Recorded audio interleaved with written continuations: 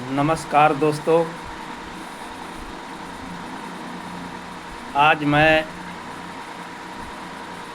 आप लोगों को सृष्टि काल एवं सृष्टि उत्पत्ति के विषय में बताने जा रहा हूँ। सृष्टि काल में 4 युग होते हैं: सतयुग, त्रेता, द्वापर एवं कलयुग। और ये चारों की अलग अलग आयु है। सतयुग की आयु है 17,28,000 वर्ष। त्रेता की आयु है 12,96,000 वर्ष। द्वापर की आयु है 8,64,000 वर्ष। और सबसे कम कलयुग की आयु है 4,32,000 वर्ष। ये चारों मिलकर 43,20,000 वर्ष का एक चतुर्युगी होता है।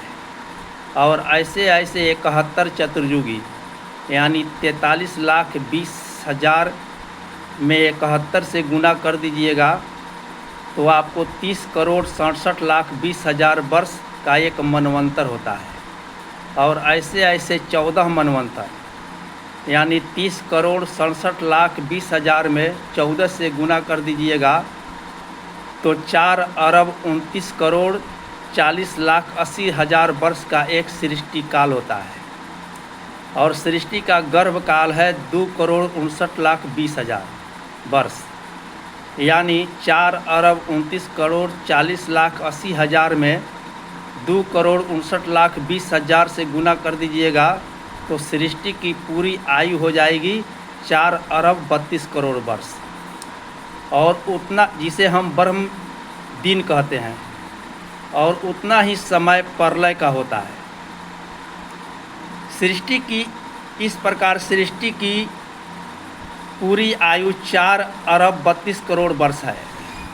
फिर उतना ही समय प्रलय का होता है। सृष्टि के पश्चात प्रलय और प्रलय के पश्चात सृष्टि दिन और रात के रूप में हमेशा से चलता आ रहा है तथा हमेशा इसी तरह चलता रहेगा। इसका कोई आरंभ या अंत नहीं है। प्रलय के समय प्रकृति परम सूक्ष्म परमाणु के रूप में होती है। सृष्टि रचना के समय परमात्मा उनको बुद्धिपूर्वक मिलाता है। सृष्टि की रचना करना, सृष्टि को चलाना और फिर समय आने पर प्रलय करना, यह सर्व सामर्थ्यवान पूर्ण ज्ञानवान परमेश्वर का ही काम है। परमेश्वर अपने सामर्थ्य को सार्थक करने तथा जीवों को अपने उनके कर्मों के अनुसार यथायोग्य फल देने के लिए ही सृष्टि की रचना करता है। आरंभ में ईश्वर ने अनेक स्त्रियों एवं पुरुषों के शरीर बनाकर उसमें जीव डालकर अमैथुनी सृष्टि की रचना की। ये सभी युवा अवस्था में उत्पन्न हुए। उसके बाद मैथुनी सृष्टि शुरू हुई। सबसे पहले मानव सृष्टि तिब्बत के मानसरोवर के अंचल में हुई।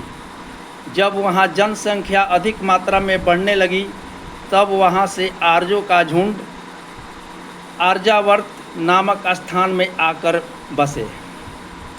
आर्यों के आने के बाद ही उसका नाम आर्यावर्त रखा गया।